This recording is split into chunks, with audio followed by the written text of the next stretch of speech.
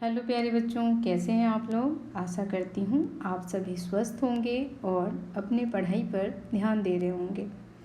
आज के इस वीडियो में बच्चों हम कक्षा 7वीं के हिंदी पाठ्य पुस्तक किसले भाग 2 का 11वां अध्याय कबीर के दोहे का प्रश्न अभ्यास करेंगे।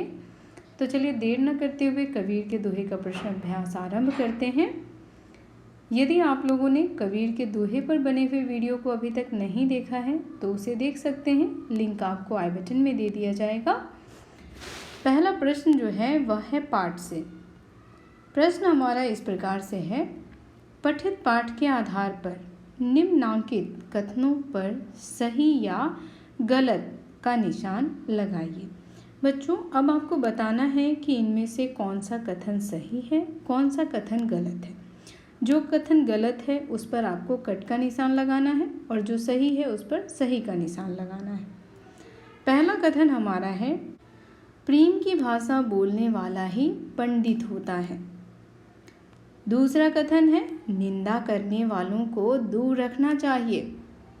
तीसरा कथन है, कोई भी बात सोच समझकर बोलनी चाहिए। चौथा कथन है, सज्जन व्यक्ति टूटता जुड़ता रहता है, जबकि दुर्जन व्यक्ति टूटता है तो फिर जुड़ता नहीं।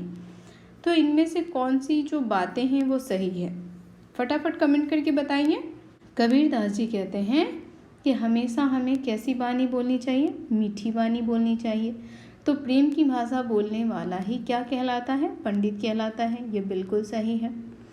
दूसरा कथन है, निंदा करने वाले को दूर रखना चाहिए। तो हमने क्या पढ़ा है कबीरदास जी के दोहे में, निंदक नियरे राखिए आंगन कुटी छवाए, बिन पानी साबुन बिना निर्मल करे सुहाए। और यहाँ क्या कहा जा रहा है, निंदक को दूर रखना चाहिए। तो ये गलत कथन है। कबीरदास जी कहते हैं जो आपकी निंदा करता है उसे आप अपने पास रखिए, क्योंकि वो क्या करता है, आपकी कमियों को आपके साथ रह कर के दूर करता है। तीसरा कथन है, कोई भी बात सोच समझकर बोलनी चाहिए। यह भी बिल्कुल सही है। जब हम कोई भी बात बोलते हैं किसी से तो हमें पहले सोच विचार करना चाहिए कि उस बात का उसके ऊपर क्या प्रभाव पड़ेगा, तभी बोलना चाहिए। चौथा कथन है, सज्जन व्यक्ति टूटता जुड़ता रहता है, जबकि दुर्जन व्यक्ति टूटता है तो फिर जुड़ता नहीं। यह भी बिल्कुल सही है। जो व्यक्ति अच्छे स्वभाव का है वह तुरंत रूठता है, तुरंत मान जाता है, लेकिन बुरे स्वभाव का व्यक्ति कभी भी एक बार टूटने पर फिर नहीं जुड़ता।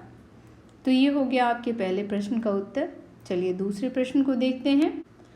दूसरा प्रश्न हमारा है, हमें काम को कल के भरोसे क्यों नहीं टालना चाहिए। तो कबीरदास जी क्या कहते हैं, काल करे सो आज कर, आज करे सो अब, पल में प्रलय होएगी बहुरी करेगा कब। कहते हैं कि हम जिस काम को कल के भरोसे छोड़ देते हैं उसे हमें आज ही कर लेना चाहिए, और आज के भरोसे जो छोड़ते हैं उसे हमें अभी ही कर लेना चाहिए, क्योंकि पल भर में क्या हो जाए किसी को क्या पता। इसीलिए हमें किसी भी कार्य को कल पर नहीं टालना चाहिए। देखिए बच्चों, उत्तर लिखेंगे। कबीर की सलाह है कि हमें किसी भी शुभ काम को अविलंब कर लेना चाहिए। अविलंब कहने का अर्थ है बिना देर किए हुए। देरी करने पर काम होने में संदेह उत्पन्न हो सकता है, क्योंकि जब मनुष्य का जीवन ही अनिश्चित है तब भविष्य में कब क्या होगा कहना सर्वथा असंगत है। दूसरी बात, काम टालने वाला कभी जीवन में सुखी नहीं रह पाता है। ऐसा व्यक्ति सदा अशांत रहता है, कल किसी का नहीं होता। यानी जो भी काम हम लोग क्या करते हैं, कल पे टाल देते हैं कि ये काम हम कल कर लेंगे। तो बच्चों कभी भी किसी भी काम को कल पर मत टालिए, काम को आज और अभी ही करके समाप्त कीजिए। इसीलिए अवसर हाथ आते ही उसे कर लेने में ही भलाई है। तो कबीरदास जी का जो ये दोहा है, काल करे सो आज कर, आज करे सो अब, पल में प्रलय होएगी बहुरी करेगा कब। तो यह एक बहुत बड़ा संदेश हमें देता है कि हमें अपने जीवन में जो भी कार्य करने हैं उसे कल पर नहीं छोड़ना चाहिए, बल्कि आज और अभी ही कर लेना चाहिए, क्योंकि कल तो कभी आता ही नहीं है। तो हम अपने कामों को कल पे क्यों टालें, है ना। चलिए अगला प्रश्न देखते हैं। तीसरा प्रश्न है बच्चों, पठित पाठ में कौन सा दोहा आपको सबसे अच्छा लगा और क्यों। तो बच्चों आप हमें कमेंट करके बताएं कि कबीरदास जी के जो दोहे हैं उनमें से कौन सा दोहा आपको अच्छा लगा। मुझे इस पाठ का जो दूसरा दोहा है वो बहुत अच्छा लगा, क्योंकि इसमें संतोष के महत्व पर प्रकाश डाला गया है। कबीर ने यह स्पष्ट करने का प्रयास किया कि संतोष सारे सुखों का मूल है। संतोषी व्यक्ति विषम परिस्थिति में भी अधीर नहीं होता। अधीर यानी कि कभी भी हड़बड़ाता नहीं है, कभी घबराता नहीं है। अधीर तो वह होता है जो असंतोषी है, यानी जो संतोष नहीं पा सकता। इसी कारण कबीर ने ईश्वर से प्रार्थना की है कि मुझे उतना धन दो जिसमें मैं अपने बंधुओं तथा घर आए साधु सज्जनों का सेवा सत्कार कर सकूं। दूसरे दोहे में कबीरदास जी कहते हैं, साईं इतना दीजिए जामे कुटुंब समाए, मैं भी भूखा ना रहूं साधु ना भूखा जाए। तो दूसरे दोहे में किसकी बात की गई है? संतोष की। हम कहते हैं ना, संतोषम परम सुखम। किसी भी व्यक्ति के अंदर अगर संतोष है, उसे थोड़े में ही संतोष मिल जाता है, तो वह संतोषी व्यक्ति पूरा जीवन खुशी खुशी व्यतीत करता है। चलिए अगले प्रश्न की ओर बढ़ते हैं।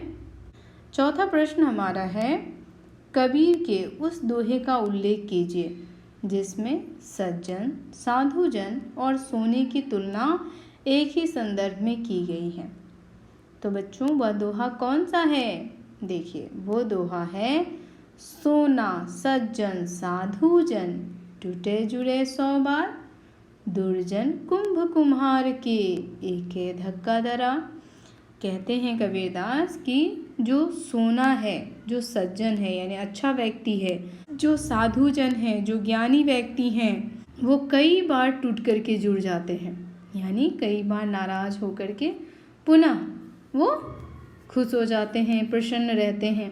लेकिन जो दुर्जन व्यक्ति होता है, जो बुरा व्यक्ति होता है, वो कुम्हार के कच्चे घड़े की तरह होता है। कुम्हार के कच्चे घड़े की तरह होता है, उसमें अगर एक बार ही धक्का लग जाए तो क्या पड़ जाता है बच्चों? दरार पड़ जाता है। तो हम लोगों ने पाठ से संबंधित प्रश्नों को देख लिया। अब हम पाठ से आगे के प्रश्नों को देख लेते हैं। पाठ से आगे का जो पहला प्रश्न है वह इस प्रकार से है, कबीर के दोहे जीवन उपयोगी एवं व्यावहारिक शिक्षाओं से भरे पड़े हैं।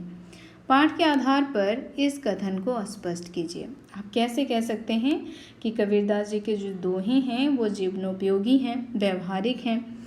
तो उनके जो दोहे हैं वो हमें क्या देते हैं? कुछ ना कुछ सीख देते हैं, है ना। उत्तर लिखेंगे, कबीर यथार्थवादी एवं स्पष्टवादी कवि हैं, यानी जो वो समाज में देखते हैं उसके बारे में हमें बताते हैं और वह बिल्कुल सही बात ही लोगों को कहते हैं। उन्होंने अपने दोहे में जीवन के व्यवहारिक पक्ष पर जोर दिया। इससे व्यक्ति में परिपक्वता आती है, फलतः उसमें मानवता का विकास जो है वह होता है, व्यक्तित्व निखरता है, संसार ऐसे व्यक्ति से संदेश ग्रहण करता है। इसीलिए कबीर ने समय, सज्जन आदि के महत्व को जानने समझने की सलाह दी है। पाठ से आगे का दूसरा प्रश्न है बच्चों, कबीर के दोहे का अध्ययन करने के पश्चात उनके व्यक्तित्व के बारे में कल्पना कीजिए एवं लिखिए।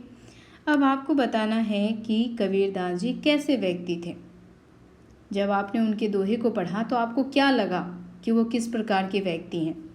देखिए उत्तर लिखेंगे, कबीरदास संत, कवि तथा सच्चाई के आग्रही हैं, यानी वो जो भी बातें कह रहे हैं वो बिल्कुल यथार्थ है, यानी सच्ची बात है।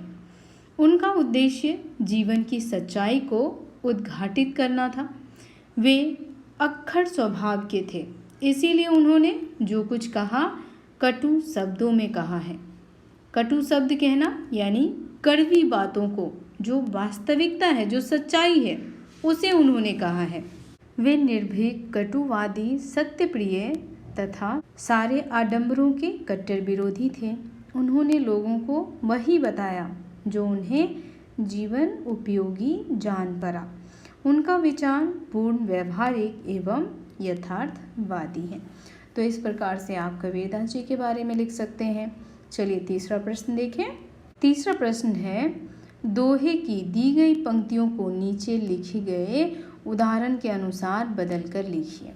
अब जैसे यहाँ पर लिखा गया, जाति न पूछो साधु की, इसका मतलब हुआ कि साधु की जाति नहीं पूछनी चाहिए।